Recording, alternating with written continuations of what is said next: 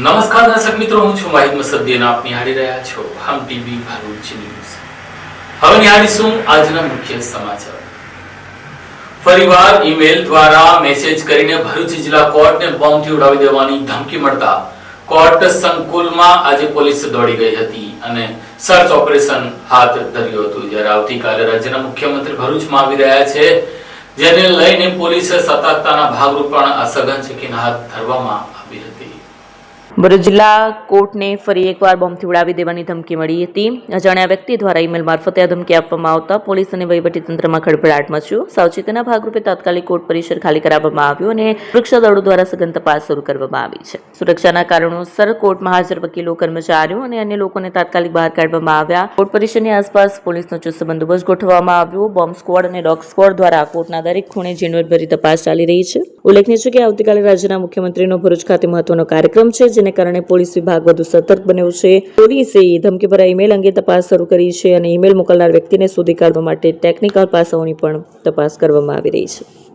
નેત્રંગમાં આજે ભારતીય જનતા પાર્ટી દ્વારા આદિવાસી ગૌરવ સંમેલનનું આયોજન રાજ્યના નાયબ મુખ્યમંત્રી હર્ષ સંઘવીની અધ્યક્ષતામાં કરવામાં આવ્યું હતું. તેઓ દ્વારા કોંગ્રેસ અને આમ આદમી પાર્ટી પર ગંભીર આક્ષેપો કર્યા હતા. આજે ભરૂચ જિલ્લા ભારતીય જનતા પાર્ટી દ્વારા નેત્રંગ ખાતે આદિવાસી સંમેલનનું આયોજન કરાયું. આ કાર્યક્રમની શરૂઆતમાં નેત્રંગની ચોકડી ખાતે સ્થિત આદિવાસી ક્રાંતિકારી ભગવાન બિરસા મુંડાની પ્રતિમાને પુષ્પહાર અર્પણ કરાયા. ત્યારબાદ નાયબ મુખ્યમંત્રી હર્ષ સંઘવીએ રોડ શોમાં સ્વરૂપમાં રેલી યોજી, જે બાદ સ્થળે પહોંચીને જનસભાને સંબોધી. નાયબ મુખ્યમંત્રી હર્ષ સંઘવીએ જણાવ્યું કે નેત્રંગમાં આજે ચારે દિશામાં બસ મોદી જ ચાલી રહ્યું છે. તેમજ કહ્યું કે અંબાજીથી લઈને ઉમરગામ સુધી આદિવાસીના ગામે ગામમાં જે કામગીરી ચાલી રહી છે તેને વધુ ઝડપથી આગળ વધારવા માટેનો સંકલ્પ લેવાનો કાર્યક્રમ એટલે આદિવાસી ગૌરવ સંમેલન. ભરૂચ જિલ્લાના નેત્રંગ ખાતે આદિવાસી ગૌરવ સંમેલનમાં નાયબ મુખ્યમંત્રી હર્ષ સંઘવીએ દેશના કોઈપણ રાજ્યમાં આદિવાસી સમાજ માટે ગુજરાત જેવું કામ નહીં થયું હોવાનો હુંકાર કર્યો. સાથે જ આમ આદમી પાર્ટીની તાલુકા કચેરીએ તેઓ તાળા માર્યા હોવાનો ઉલ્લેખ કર્યો. ભરૂચ સાંસદ મનસુખ વસાવાએ અમરસિંહ ચૌધરી કરતા પણ ગણપત વસાવાને સૌથી મોટા આદિવાસી નેતા ગણાવ્યા. સંમેલનમાં ગણપત વસાવા, જિલ્લા ભાજપ પ્રમુખ પ્રકાશ મોદી, પ્રદેશ કારોબારી મારુતિ શેટોદરિયા, જગણ્યા ધારાસભ્ય રીતેશ વસાવા, જિલ્લા પ્રભારી પરાક્રમસિંહ જાડેજા, જિલ્લા મહામંત્રીઓ, તાલુકા આગેવાનો, હોદ્દેદારો, કાર્યકરો અને આદિવાસી જનમેદની ઉપસ્થિત રહી હતી. ઉલ્લેખનીય છે કે થોડા દિવસો અગાઉ પણ નાયબ મુખ્યમંત્રી હર્ષ સંઘવીએ ભરૂચ જિલ્લામાં આદિવાસી વિસ્તાર ખાતે જનસભાને સંબોધી અનેક આદિવાસી કાર્યકરોને ભારતીય જનતા પાર્ટીમાં જોડાવ્યા હતા. તે વિસ્તાર ચેતર વસાવાના રાજકીય પ્રભાવ ક્ષેત્ર તરીકે ઓળખાય છે, ત્યારે ફરી એકવાર નેત્રંગમાં યોજાયેલી આદિવાસી સભાને રાજકીય રીતે મહત્વપૂર્ણ માનવામાં આવી રહી છે.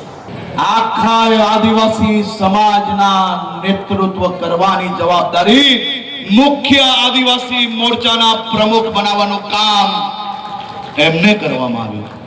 આપણે ગર્વ થવો જોઈએ કે ગણપતભાઈ વસાવા એ કેટલાય વર્ષો સુધી ગુજરાત વિધાનસભાના અધ્યક્ષ હતા. તમને કોઈને અંદાજો નહીં હશે, મુખ્યમંત્રીએ બી વિધાનસભામાં બોલવું હોય તો અધ્યક્ષશ્રીની પરવાનગી લેવી પડે અને ગણપતભાઈ પરવાનગી આપતા ત્યારે અમને બોલવાનો અવસર મળતો. તમારે હવે ભણવાની તકલીફમાં ક્યારેય મોબાઈલ નેટવર્કની તકલીફ નહીં આવે. અને જે પ્રકારે આદિવાસી સમાજ પર અત્યાચાર આઝાદીના વર્ષ સુધી કોંગ્રેસ દ્વારા ચાલુ રહ્યો, નરેન્દ્રભાઈ મોદી પ્રધાનમંત્રી બને, 2014 આખા દેશની અંદર એક અદ્ભુત માહોલ બને. આ મારી બહેનો અહીંયા બેઠી છે, કોંગ્રેસનું શાસન જેને જોયું હશે એને ખબર હશે, ક્યારેય કોઈએ પ્રધાનમંત્રી આવાસ બનાવી આપ્યા, ક્યારેય કોઈએ મારી માતા બહેનો માટે વિચારીને ઘરની બહાર ટોયલેટની વ્યવસ્થાઓ કરી, ક્યારેય કોઈ મારી બહેનોની ચિંતા કરીને દૂર દૂરથી પાણી ભરવા જવું પડે છે એમને પાણી ભરવા ના જવું પડે અને ઘર તક નલ પહોંચાડવાની ચિંતા કોઈએ કરી છે? આ નરેન્દ્રભાઈ મોદીનું શાસન નતું ત્યાર તક ગામડાઓમાં લાઈટ કોઈએ જોઈ છે? અહીંયા બેઠેલા મારા સૌ ખેડૂતોને અંદાજો હશે, ખેડૂતોની વાત વક્તાએ કરી, પરંતુ દર વર્ષે 6000 રૂપિયા ખેડૂતના બેંકના એકાઉન્ટમાં મૂકવા વાળો કોઈ બીજો નહીં, પરંતુ આપણે આનંદ થાય કે આપણા નેતાએ આ કામ કર્યું. સાહેબ, તમને બધાને ગર્વ થશે કે આ ભારતીય જનતા પાર્ટીની એક જ એવી સરકાર છે કે જેને આદિવાસી સમાજનું નેતૃત્વ વધુમાં વધુ વધાર્યું. આપણી રાજ્ય સરકારની અંદર ચાર મંત્રી આદિવાસી સમાજમાંથી હોય, આવું ક્યારેય કોઈએ સપનામાં વિચાર્યું હતું? આમાંની એક બી પાર્ટી, કોંગ્રેસ હોય કે આપ હોય, કયા આદિવાસી નેતાને એમનો નેતા બનાવ્યો? આપણી ભારતીય જનતા પાર્ટીની સરકારે ચાર મંત્રીઓ બનાવ્યા. આપણા નરેશભાઈ પટેલ હોય, જયરામભાઈ ગામિત હોય, રમેશભાઈ હોય કે પીસી બરાંડા હોય, ચારેય ક્ષેત્રમાંથી ચાર આદિવાસી મંત્રી એ મારા આદિવાસી સમાજની સેવા કરવા માટે ભૂપેન્દ્રભાઈ પટેલની સરકારમાં કામ કરી રહ્યા છે. અંકલેશ્વરમાં 75 લાખના ખર્ચે બનેલા આઇકોનિક રોડ ઉપર ડામર પીગળવાના મામલે પાલિકાએ હવે લીપાપોતી કરવાનું શરૂ કર્યું છે. રોડ ઉપર ડસ્ટ પાવડરનો પાથરવાની કામગીરી શરૂ કરી છે. અંકલેશ્વર શહેરમાં 75 લાખ રૂપિયાના ખર્ચે બનાવવામાં આવેલ આઇકોનિક રોડ પર ગરમીના કારણે ડામર પીગળી જવાનો મામલો સામે આવ્યો છે. 40 ડિગ્રી તાપમાનમાં રોડ પર પથરાયેલ ડામર નરમ પડી જતા તે પીગળવા લાગ્યો. આ ઘટના 3 રસ્તા સર્કલ નજીક બની. ડામર પીગળતા રસ્તા પર કચરો ચીપકી જવા લાગ્યો અને વાહનો સ્લીપ થવાના બનાવો બનતા સ્થાનિકોમાં ચિંતા ફેલાઈ. મીડિયામાં આ મામલે હવે અહેવાલો પ્રકાશિત થતા જ અંકલેશ્વર નગર સેવા સદન હરકતમાં આવ્યું. તાત્કાલિક પગલા તરીકે રસ્તા પર ડસ્ટ પાવડર નાખીને સ્થિતિ કાબૂમાં લેવા પ્રયાસ કરવામાં આવ્યો. સ્થાનિક લોકોના જણાવ્યા મુજબ થોડા સમય પહેલા તૈયાર કરાયેલા રોડની ગુણવત્તા અંગે હવે સવાલ ઉભા થયા છે. લોકો દ્વારા રસ્તાની કામગીરીમાં યોગ્ય સામગ્રીનો ઉપયોગ થયો હતો કે નહીં તે અંગે તપાસ કરવાની માંગ ઉઠી રહી છે. અંકલેશ્વર વાલિયા રોડ ઉપર કોંડ ગામ નજીક 65 ડમ્પર ચાલકે 3 વાહનોને અડફેટે લેતા વાહન ચાલકોને ઈજા પહોંચી હતી. અંકલેશ્વર વાલિયા રોડ ઉપર આવેલી ચંદ્રબાલા મોદી સ્કૂલની સામે એક ગંભીર અકસ્માતની ઘટના બની હતી, જેમાં એક બેફામ ગતિએ આવી રહેલા ડમ્પર ચાલકે માર્ગ પરથી પસાર થઈ રહેલા 3 વાહનોને અડફેટે લીધા. ડમ્પર ચાલકે અચાનક સ્ટીયરિંગ પરથી કાબુ ગુમાવતા સામે આવી રહેલા વાહનો સાથે ધડાકાભેર અથડામણ થઈ હતી, જેના કારણે ઘટનાસ્થળે લોકોના ટોળે ઉમટી પડ્યા હતા. અકસ્માતમાં 3 વાહનોને વ્યાપક નુકસાન પહોંચ્યું છે અને વાહન ચાલકોને નાની મોટી ઈજાઓ થતા તેઓને તાત્કાલિક સારવાર અર્થે ખસેડવામાં આવ્યા. શાળાના સમય દરમિયાન જ આ પ્રકારની ઘટના બનતા વાલીઓ અને સ્થાનિક રહીશોમાં ભારે રોષ જોવા મળ્યો હતો. અકસ્માતને પગલે રોડ પર લાંબો ટ્રાફિક જામ સર્જાયો. જો કે ઘટનાની જાણ થતાં જ સ્થાનિક પોલીસ કાફલો દોડી આવ્યો અને ડમ્પર ચાલક વિરુદ્ધ કાયદેસરની કાર્યવાહી હાથ ધરી વાહન વ્યવહાર પૂર્વવત કરાવ્યો હતો. ભરૂચ નગરપાલિકાના સત્તાધીશોની સોમવારે મુદત પૂર્ણ થતા આજે અંતિમ બજેટલક્ષી સામાન્ય સભા યોજાઈ હતી. 235 કરોડનું બજેટ રજૂ કરવામાં આવ્યું હતું. ભરૂચ નગર સેવા સદનની ચૂંટણી પૂર્વેની અંતિમ બજેટલક્ષી સામાન્ય સભા પ્રમુખ વિભૂતિ યાદવની અધ્યક્ષતામાં યોજાઈ. આ બેઠકમાં નગર સેવા સદનનું ₹235.10 કરોડનું બજેટ મંજૂર કરવામાં આવ્યું. બજેટમાં ₹37.71 કરોડની પુરાણ દર્શાવવામાં આવી છે, જ્યારે ₹197.38 કરોડના ખર્ચનો અંદાજ રજૂ થયો હતો. ગત વર્ષે નગર સેવા સદન દ્વારા 206 કરોડનું બજેટ રજૂ કરવામાં આવ્યું, જ્યારે આ વર્ષે આઉટ ગ્રોથ વિસ્તારોના વિકાસને ધ્યાનમાં રાખીને બજેટનો વ્યાપ વધારવામાં આવ્યો છે. આવનારી ચૂંટણીને ધ્યાનમાં રાખીને રજૂ કરાયેલા આ બજેટમાં શાસક પક્ષે કોઈ મોટા બદલાવ કે નવા કરવેરા લાગુ કર્યા નથી. નમસ્કાર. આજ રોજ ભરૂચ નગરપાલિકામાં 235.10 કરોડનું બજેટ રજૂ કરવામાં આવ્યું અને 37.71 કરોડનું પુરાંતવાળું બજેટ રજૂ કર્યું. આગામી દિવસોમાં ભરૂચ શહેરમાં સ્પોર્ટ કોમ્પ્લેક્સનું 2 મહિનામાં આપણે લોકાર્પણ કરીશું. મોડેલ ફાયર સ્ટેશન 1 મહિનાની અંદર આપણે એનું પણ લોકાર્પણ કરીશું. આઇકોનિક રોડ 5 બત્તીથી સ્ટેશન રોડથી 5 બત્તી અને 5 બત્તીથી શક્તિનગર સુધી એ રોડનું પણ આપણે 7-8 દિવસની અંદર એનું ખાતમુહૂર્ત કરીશું. ટાઉન હોલ જે આપણો મંજૂર થયો છે એનું પણ 5-7 દિવસમાં એનું ખાતમુહૂર્ત કરીશું. મક્તમપુર આઉટગ્રોથ વિસ્તારમાં આપણને એની પણ 8 કરોડની ગ્રાન્ટ મળી છે, એની માટે પણ આપણે 5-7 દિવસની અંદર જ એનું પણ ખાતમુહૂર્ત કરીશું.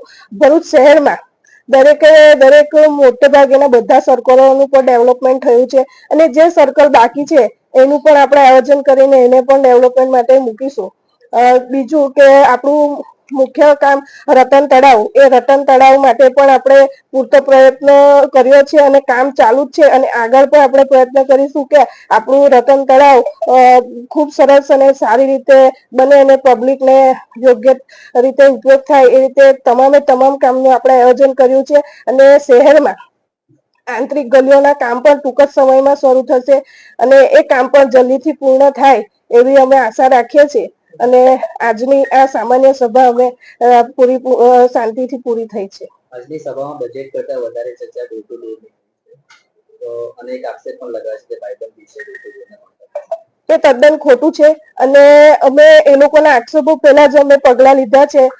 કારોબારી મુખ્ય અધિકારી સાથે વાત કરીને એ ડોર ટુ ડોર ને આપણે ટેન્ડર રદ કરીને નવું ટેન્ડર જ્યાં સુધી ન થાય ત્યાં સુધી આપણે એમને રાખવા પડે, નહીં તો વધુ મુશ્કેલી થાય. એ ટેન્ડર થશે એટલે તરત જ આપણે નવા કોન્ટ્રાક્ટરને કામ સોંપીશું.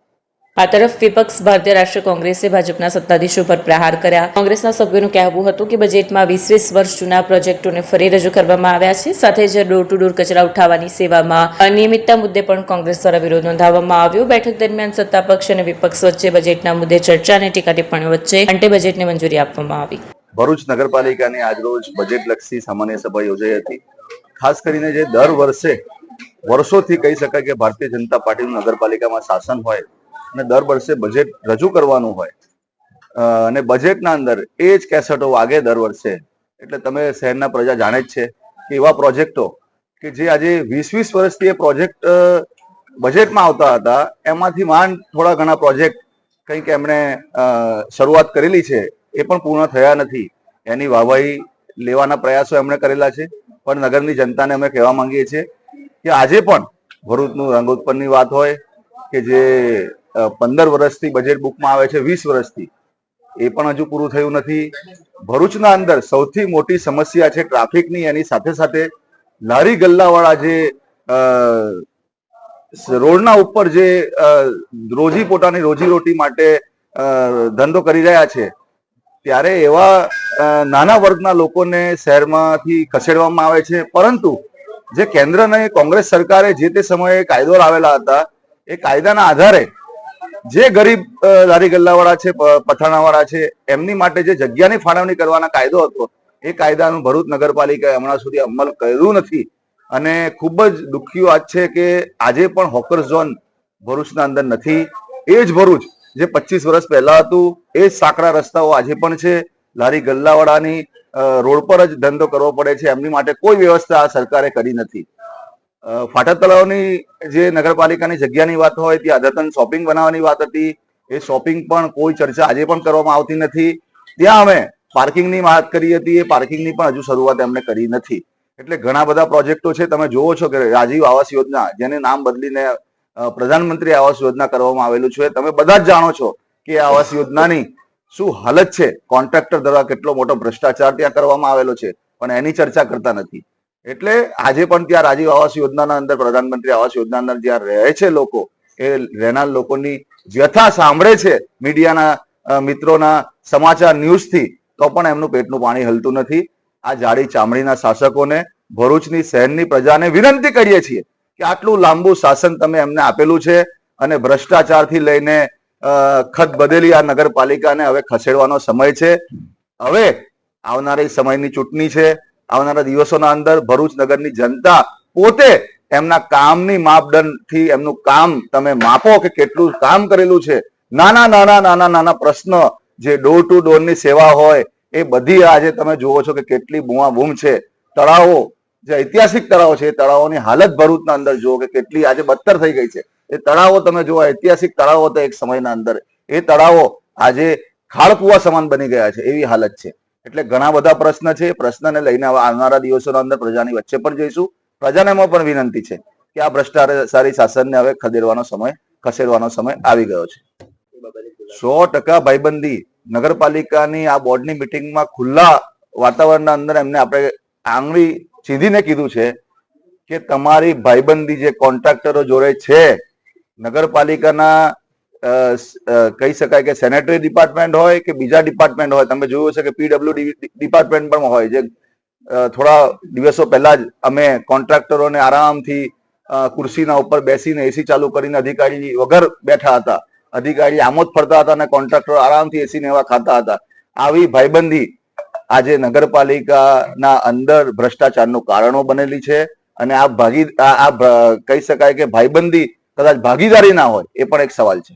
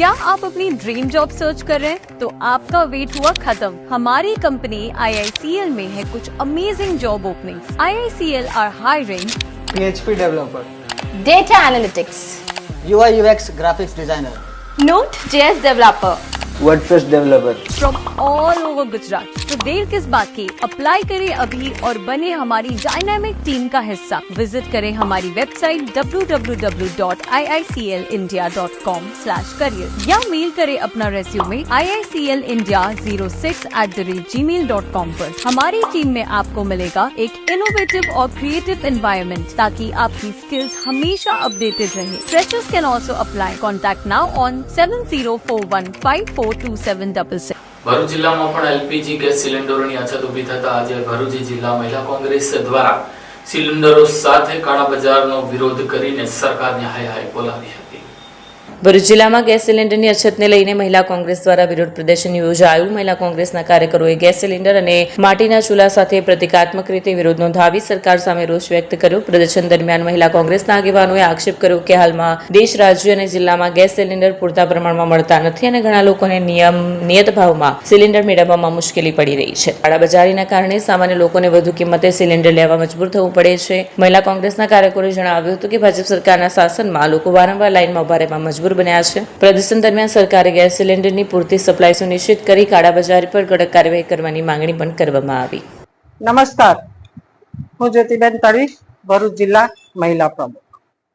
હાલમાં જે કેન્દ્ર સરકારે ગેસ સિલિન્ડરના ભાવમાં વધારો 60 રૂપિયાનો કર્યો છે, ત્યારે પ્રજા પબ્લિક 60 રૂપિયાનો વધારો પણ આપવા તૈયાર છે, છતાં પણ ગેસના બોટલ મળી રહ્યા નથી અને ગેસના સિલિન્ડર મેળવવા માટે બહેનોની અને ભાઈઓની લાઈન લાગી ગઈ છે। ત્યારે ગઈકાલે બરોડામાં એક દુઃખદ ઘટના બની। હાલમાં તાપમાન 40 ડિગ્રીને પાર છે, ત્યારે એક બેન પોતાના બોટલ ભરવા માટે લાઈનમાં ઊભી હતી, ત્યારે બેન ત્યાં બેહોશ થઈ ગઈ। આ ઘણી દુઃખદ ઘટના છે। ત્યારે મારે નરેન્દ્રભાઈ મોદી સાહેબને કહેવું છે કે સાહેબ, શું આ અચ્છે દિન છે? જ્યારે હોય ત્યારે તમે લાઈનમાં જ લગાડી દો છો। પહેલા નોટબંધી આવી ત્યારે તમે પોતાના પૈસા બેંકમાં હોવા છતાં પણ તમે આ પબ્લિક પ્રજાને તમે લાઈનમાં ઊભી કરી દીધી હતી અને પૈસાની વધારે રૂપિયાની જરૂર હોય તો પણ 3000 થી વધારે રૂપિયા નતા મળતા। ત્યાર પછી કોરોના કાળ આવ્યો ત્યારે પણ તમે ઓક્સિજનના સિલિન્ડર માટે પણ તમે લાઈનમાં ઊભા કરી દીધા ને હાલમાં પણ તમે જોવો છો કે ઘરેલું ગેસ કોઈ જગ્યાએ મળતો નથી। એના માટે પણ રાત દિવસ બહેનોની લાઈન લાગી ગઈ છે અને ભાઈઓ પણ નું ખિસ્સું પણ હળવું થઈ ગયું છે। આટલો બધો એ આપવા છતાં, ભાવ આપવા છતાં પણ ગેસના બોટલ મળતા નથી અને કાળા બજાર થઈ રહ્યા છે। હાલમાં ગેસના બોટલના ભાવ 2500 રૂપિયા આપવા છતાં પણ ગેસના બોટલના ભાવ નથી મળતા। ત્યારે કોંગ્રેસના રાજમાં ગેસના ભાવના બોટલ 300 રૂપિયા હતા ને 350 થયા, ત્યારે સ્મૃતિજી ઈરાની રોડ પર આવીને બેન ધરણા પર અને બૂમા પાડતા હતા કે આટલો બધો ભાવ હોય। ત્યારે મારે એ બેનને કહેવું છે કે બેન, કયા બિલમાં ઘૂસાઈ ગયા છો? અત્યારે તો ગેસ સિલિન્ડરનો ભાવ 1100 રૂપિયાને પાર થઈ ગયો છે। ત્યારે આ ગરીબ પ્રજાને સામે આવીને તમે જવાબ આપો, શું આ છે અમારા અચ્છે દિન? અમારે અચ્છે દિન નથી જોઈતા, અમારા પહેલાના દિવસો આપી દો ને મારે સાહેબશ્રીને વિનંતી છે કે વહેલામાં વહેલી તકે આ ગેસનો ભાવ વધારો પાછો ખેંચે ને રાબેતા મુજબ ગેસ સિલિન્ડર અને પેટ્રોલ મળતું થઈ જાય, એવી જ અમારી કોંગ્રેસની બહેનોની માંગ છે। અંકલેશ્વરના વાદર ગામ નજીક ડમ્પર ચાલકે બાઇક સવારના અડફેટે લઈ મોતને ઘાટ ઉતારી ડમ્પર લઈ ફરાર થઈ ગયો હતો। અંકલેશ્વરના અવાદર ગામ પાસે ડમ્પરના ચાલકે બાઇકને અડફેટમાં લેતા સેંગપુર ગામના બાઇક ચાલકનું ગંભીર ઇજાઓના પગલે ઘટનાસ્થળે મોત થયું। ડમ્પરનો ચાલક અકસ્માત સર્જી ડમ્પર લઈ ફરાર થઈ જતા રૂરલ પોલીસે તપાસ હાથ ધરી છે। અંકલેશ્વર તાલુકાના સેંગપુર ગામના રહીશ વિજય શંભુ વસાવા પોતાની બાઇક લઈને સેંગપુર ઘરે આવી રહ્યા હતા। આ દરમિયાન અવાદર ગામ પાસે પૂરપાટ ઝડપે આવતા ડમ્પરના ચાલકે તેમની બાઇકને અડફેટમાં લેતા અકસ્માત સર્જાયો। અકસ્માતમાં વિજય વસાવાને ગંભીર ઇજાઓ પહોંચતા મોત થયું। અકસ્માતના પગલે સ્થાનિક લોકો દોડી આવ્યા। રૂરલ પોલીસનો કાફલો પણ દોડી આવ્યો અને વિજય વસાવાના મૃતદેહને પોસ્ટમોર્ટમ અર્થે ખસેડીને ચાલક વિરુદ્ધ ગુનો નોંધીને તેને ઝડપે પાડવાના ચક્રો ગતિમાન કર્યા છે। અંકલેશ્વરના ગોળકુલ ગામની સિદ્ધેશ્વરી સોસાયટી પાસે બે 4 વ્હીલર અને બે બાઇક વચ્ચે અકસ્માત સર્જાતા બે લોકોને ઈજા પહોંચી હતી। અંકલેશ્વરના જૂના ગડખોલ ગામની સિદ્ધેશ્વરી સોસાયટી સામે 4 વાહનો વચ્ચે અકસ્માત સર્જાયો. પૂરપાટ ઝડપે આવતી કારના ચાલકે અને એક કાર અને 2 મોપેડને અડફેટમાં લેતા અકસ્માત સર્જાયો. અકસ્માતમાં એક મોપેડ ચાલકને ઈજાઓ પહોંચી. અકસ્માત સર્જાતા આસપાસના લોકો દોડી આવ્યા અને ઈજાગ્રસ્ત મોપેડ ચાલકને સારવાર અર્થે નજીકની હોસ્પિટલ ખસેડવામાં આવ્યું, જ્યારે અન્ય મોપેડ ચાલકનો બચાવ થયો હતો. આ અકસ્માતમાં બંને કારને પણ નુકસાન થવા પામ્યું છે. મુસ્લિમ સમાજના ચાલી રહેલા રમઝાનના માસમાં અબાલ વૃદ્ધ સૌ કોઈ રોજા રાખી રહ્યા છે, ત્યારે હવે 2 બાળકીઓએ પણ રોજો રાખી અલ્લાહની ઇબાદત કરી હતી. મુસ્લિમ સમાજનો પવિત્ર રમઝાન માસ હવે ચાલી રહ્યો છે અને તેના અંતિમ તબક્કામાં દરેક લોકો રોજા રાખી અલ્લાહની ઇબાદત કરી રહ્યા છે, ત્યારે ભરૂચના મક્તમપુરમાં રહેતા આદિલ કાદરીની 4 વર્ષીય દીકરી અલીઝા ફાતિમાએ રોજો રાખીને અલ્લાહની ઇબાદત કરી હતી. અલીઝા ફાતિમા 4 વર્ષ છે અને તેણે રમઝાનનો પહેલો રોજો રાખી અલ્લાહની ઇબાદત કરી હતી. તો બીજી તરફ રિયાઝ પઠાણની 4 વર્ષીય દીકરી ઇનાયા પઠાણે પણ અલ્લાહને રાજી કરવા માટે રોજો રાખ્યો હતો. 4 વર્ષીય ઇનાયા પઠાણ દ્વારા રોજો રાખી અલ્લાહની ઇબાદત કરી હતી. આમ ભરૂચમાં હવે અંતિમ તબક્કામાં મુસ્લિમ સમાજના લોકો બાળકોનો રોજો રાખી અલ્લાહની ઇબાદત કરાવી રહ્યા છે. આ સાથે ટીવી ભરૂચના સમાચાર પૂર્ણ થાય છે. આવતીકાલે ફરી મળીશું. ત્યાં સુધી રજા આપશો. નમસ્કાર.